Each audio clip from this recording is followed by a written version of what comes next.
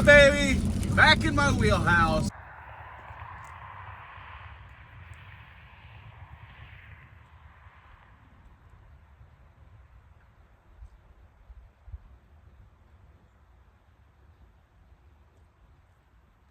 A nice good drizzle of rain.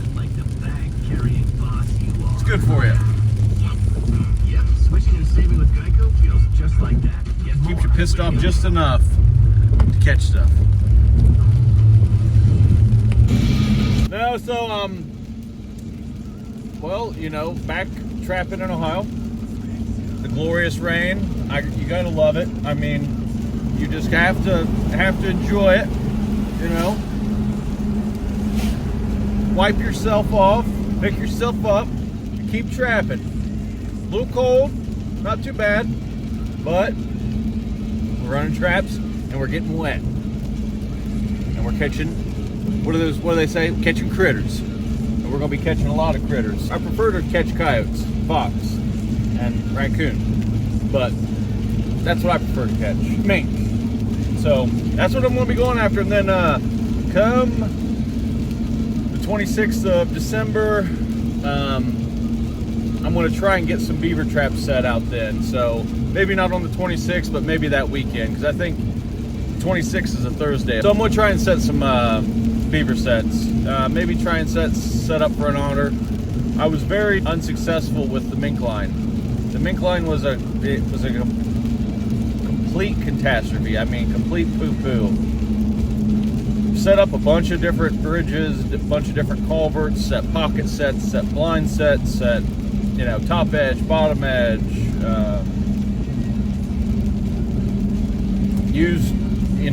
Just use regular fish as bait. I did not have any success catching a mink. Didn't even catch any muskrat. Zero mink, zero muskrat. So maybe it was just the places I was trapping, because they were kind of dead, like from the drought. They were kind of like dried up. So, man, I don't know. I've caught mink before. I'm not a mink master, but I feel like if there's mink there, I could probably catch them.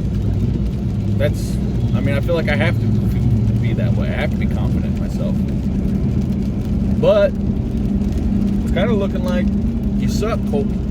And better go back to the drawing board. I don't know how to take that. What I'm going to do is I'm going to probably narrow my pockets down a little bit, nothing crazy, and still continue to do the blind sets. I'm going to still throw out some mink snares, and then I'm going to go and set some different places. I'm going to set a little bit north on my line. I'm setting down home, and I don't know why. I don't want to make any excuses, because, man, I tried to go out there, and I saw places early on in the fall with mink tracks. Cleaned off the banks, you know, threw up water, cleaned off the banks so everyone come looking. And I've seen hardly any mink tracks now. I've caught a bunch of coon. I've caught over, I think, right at 45 coon now. On the home line. I've caught more out when I was out west. But, man, I don't know. I don't know if it's a combination of things, where it was just bad weather. I don't know. Like I said, I'm not going to make excuses. I'm just kind of, what I'm trying to do is I'm trying to go through this failure that I had, and I'm trying to figure out how I can, what I can do different to make it not happen to me again. So I'm going to get out probably this weekend, or maybe even this week, and I'm going to try and get some more of the crick line set up. I'm going to try and really target some muskrats and mink, and I'm going to see if I can pull a mink out of my ass, or a muskrat out of my hat, and then keep setting after K9. I think I'm up to like 156 coyotes now, and that's including here on the home line and then out west. It'd be cool to get up to 200 again, and that's, you know, that's only if the places that I'm going to be trapping are, you know, overran or have a lot of or having a lot of issues with coyotes. So I know there's a couple of deer leases, the guys that I've talked to, they're having issues, so I'm going to get on to them, but so I'm going to try and give you a rundown, I guess.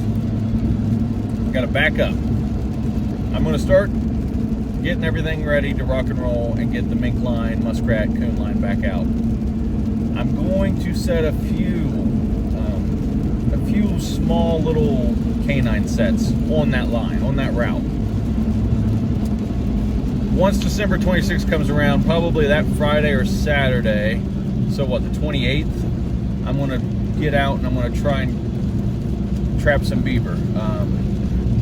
We're trying to catch a beaver and otter. And then right after muzzleloader season, probably, I think it's like the 13th of January or the 11th, I am going to get up on those deer leases and start trapping them a lot harder and a lot heavier. There are definitely a few other little in-between spots that have like a windbreak or a tree line that's out in the middle of a field that I could probably set up just as a fill-in location or a filler spot. Still, I think a pretty, you know, above average spot for around here, but it's, I have several places to set, and it's, I should say I have a pretty good potential line to run coming up. I was planning on staying out west a lot longer than what I did, but there were some things that came up. I got a couple threatening phone calls, and I'll play the audio on the voicemail. But you know, I didn't really think much of it, and then I got another phone call the next day and another phone call on the Friday. So I ended up pulling traps on Thursday and just driving home. But you can hear that audio right now. Here it is. Hey, motherfucker, I'm gonna kill you. You and your whole family for killing all those animals. I will kill you. I come to Columbus, Ohio, and I would root you. I would destroy you, motherfucker. So yeah, that audio is kind of, I mean, it sounds like some little punk, but, you know, it's not cool. It definitely wasn't cool, and if I wouldn't have a family, I wouldn't have came home. I would have just stayed out there trapping. It wouldn't have been a big deal. But you know, I can't be having that. So I got home. I only trapped for like 5 days. I was out there, left Friday, came back home Thursday. Pretty sad. I was wanting to be out there longer, but I guess I just had to kind of call it quits. Maybe next year when I go out, I won't post while I'm out. I'll just post after I get back. So that way, you know, people won't know I'm out there. They won't, if there is anything that wants to do any ill will, which I don't understand why someone would want to wish me harm over a predator such as a coyote. Like, they'd rather see a coyote live than a human, is what it kind of amounts to. It blows my mind, these people. So I did kind of go out there and do what I wanted to do. I averaged 21 coyotes a day, and yeah, it was a phenomenal trip. It was another successful trip. It could have been potentially a lot more successful, or it could have been you know, kind of circling the drain towards the end. I don't know. I never had really that bad of a day catching. So, but I was also getting out new traps on new locations every day, and doing that, I mean, if you're on a good place, good property, then you're going to keep catching. There's nothing to it but just keep setting traps and keep sharpening your knife. So that's kind of my plan in a nutshell. And then I'm gonna try and get up to the Kidron first sale. I'm probably not gonna sell anything. I've been getting all my stuff tanned.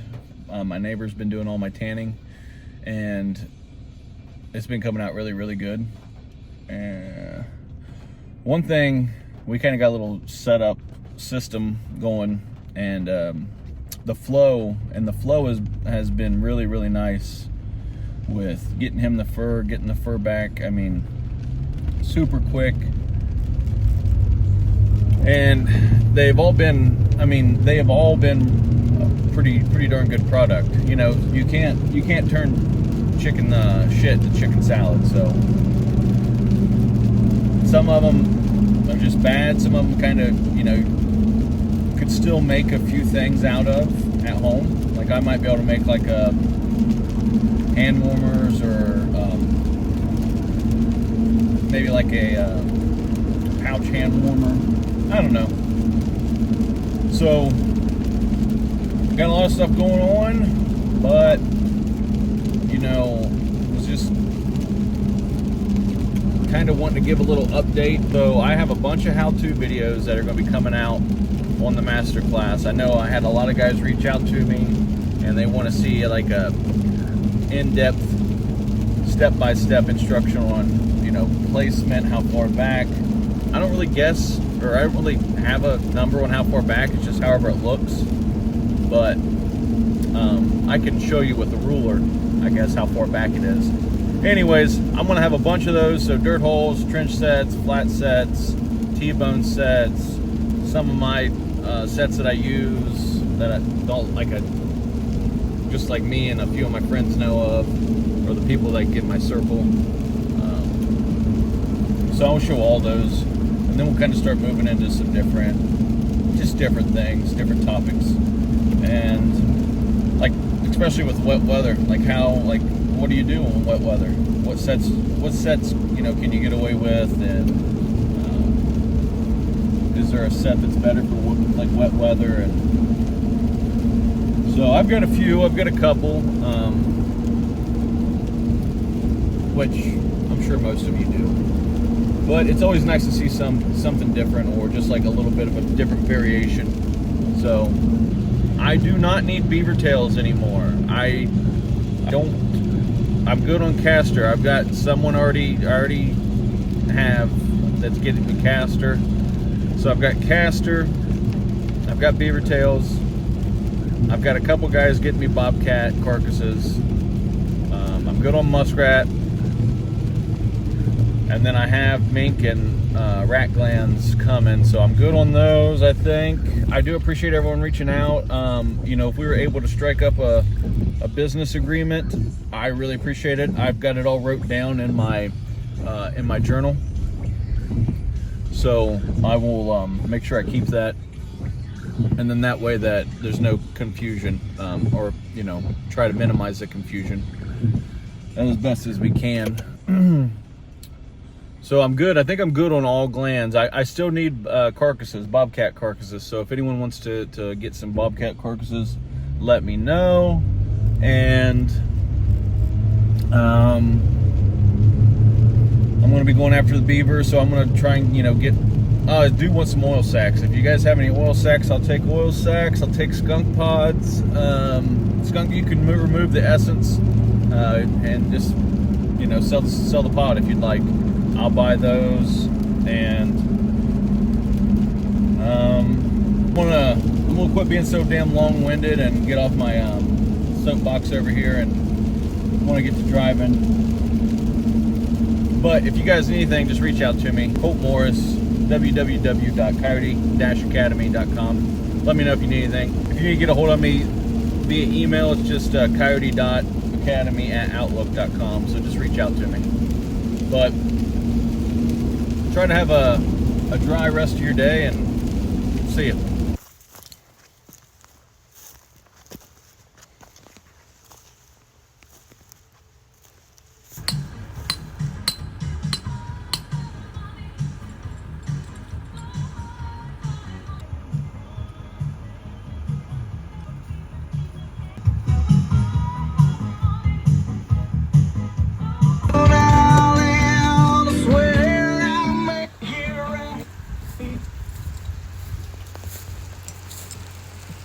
Hey, what's going on, guys? All the guys in the master class. Hey, I kind of wanted to go over something, just talk about pan tension and trap placement at the set. So it's something that we're going to kind of dive into today. Especially, I just had I got a quick trip on the way back from clinic, and just thought it would be a good time to kind of go over these topics. When it comes to pan tension and everything, you've probably seen a bunch of stuff going on, like online on social media, with just several different topics on pan tension. All of it is a good decent read, but I just think that there's a little bit more logical explanation to the whole pan tension and trap placement. So whenever I'm going out and I'm going to set up a place, or I'm going to set a property, or even set out a big trap line, I want the statistics to be in my favor. And whether that's with trap placement, whether that's talking about pan tension, I think it's good to run a decently high pan tension, whether that's 4 or 5 pounds of pan of pressure that needed to fire or trigger the pan. I think it's also more important to realize that you don't want any crazy drop. So what I mean by that is, whenever you hit that certain pressure point on the pan, the trap should fire automatically, not have any travel or any give in the pan. We call it pan creep, or even dog creep, if your dog eye is not shut all the way. And whenever we're kind of discussing the travel of the dog, or the travel of the pan, a lot of that with the dog has to do with friction. So decreasing the friction between the jaw and where say the dog is, that's going to allow that trigger to potentially slide forward whenever the pan is being depressed, and that will pull your dog forward, and you don't get a crisp, clean snap or firing of the trap, which that can all be kind of combated with going to a dogless trap. So there are things that you can do to kind of combat that, but stuff that's going to decrease the friction, definitely wax. Sometimes wet weather, if you're getting a liquid in there, that's going to lubricate, that's going to decrease the friction from, say, your jaw to your actual dog post, or your not post, but your actual dog, not the post that it sits on. The post that it sits on, there's going to be a loop that's going to go through that. And you can take, if you have a vise, or if you have a pair of vise grips, you can take and clamp that shut and close the eye of that dog down, which will greatly benefit your overall mechanics of your trap. And so, being able to put up some type of actual scientific study, which you'll see right here, and discussing quadrupeds and their weight distribution, I think gives you a better a better foundation of why things work, and figuring out why things work, and why you do certain things in a certain circumstance. That's going to overall make you a better outdoorsman. So those are things that you can kind of run into, and to kind of give a little bit more of some references to what my whole basis of this is, or what I'm basing this off of, is quadrupeds such as coyotes, raccoon, possum, skunk, whatever, four-legged animals.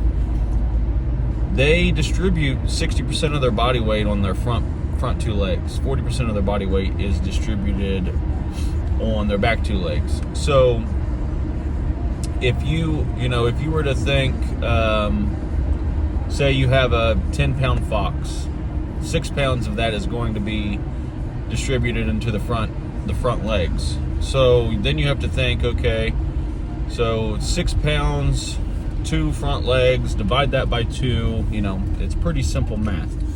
So you have 3 pounds that's being distributed onto each front leg. Okay. Now you hear guys saying, "Oh, well, you got a back foot catch because, well, if you get a back foot catch because of that, it's probably because they were sitting on it, or they were like they leaned back and distributed that weight to their back hind legs, and that's probably why you're seeing a back leg catch, especially with raccoon." So, you know, guys will say, "Oh, you're going to end up just catching coon and possums by, you know, both the back legs," or, well, that may be true, but statistically, some of those possums or raccoons are probably just inspecting the set, maybe, you know, seeing what's going on in there, trying to get what's in the hole, and then they leave. Now, if you're running a decent line and you're catching some big coons, well, that's good, because you want to keep those, you know. But I don't want to keep larges and then harvest that animal. Now, when you're talking, you know, predator control, that's a whole different. You want to catch everything. But for what I'm doing and for what I'm going after, I want to catch canines such as coyotes mainly, and then red fox. And with having about 4 to 5 pounds of pan tension, I feel like I'm in a very good wheelhouse to do just that. You know, if you're getting a 20-pound coon and they've got 12 pounds distributed across their front legs, which would be 6 pounds per leg, then, you know, you're going to catch that animal by the front, and that's I want to catch that animal. But if you've got I'd say 15-pound coon or a 14-pound coon, and if you think about it, 60% of the weight's going to be in the front, you know, so do the math, and then you divide that by 2. Well, so you know, if you're running that higher pan tension, you might have a better chance of not catching that animal and then catching your targeted species. Now, when I'm doing a video and I say non-target, it's usually because I'm targeting coyotes or fox or bobcat. Now, just because I say it's a non-target doesn't mean it's not an animal I'm not going to harvest. So, like, sometimes I'll say coon, it was a non-target. I didn't intend to catch the raccoon. I didn't go and set the set where I thought raccoons were. I set the set where I thought coyotes were. It was just an unexpected catch, which, if it's a large coon, then, you know, by all means, let's harvest that animal and do the right thing. So with your pan tension, I think there's a lot of good information out there, but I think some of these guys just kind of poo-poo it and just kind of want to make you feel like you're dumb, and especially if you don't understand. And a lot of these guys all think that all the weight sits on the back legs, like a human. All of our weight sits on our 2 lower legs. Look how much bigger your back legs are compared to your upper body. You should have a difference there. And if you look at any canine, just look where all the weight is distributed. It's up, you know, they've got a pretty large thorax, a very large, you know, they're carrying all the weight of their head, all the weight of their upper torso. So it's just something to be mindful of. But when we talk about and when we dive into trap placement, and I'll kind of go over this a lot more with like a more hands-on, give you more of a visual to go off of. But when you talk about trap placement, I am setting my trap dead center. If my hole is, you know, straight ahead, my trap is going to be sitting right dead center from the hole. So, and the reason I do that all goes from statistics, and I'll dive into that a lot more, but I want to show you guys visuals, and I feel like you'd be able to understand this concept more so with a visual. So here we go.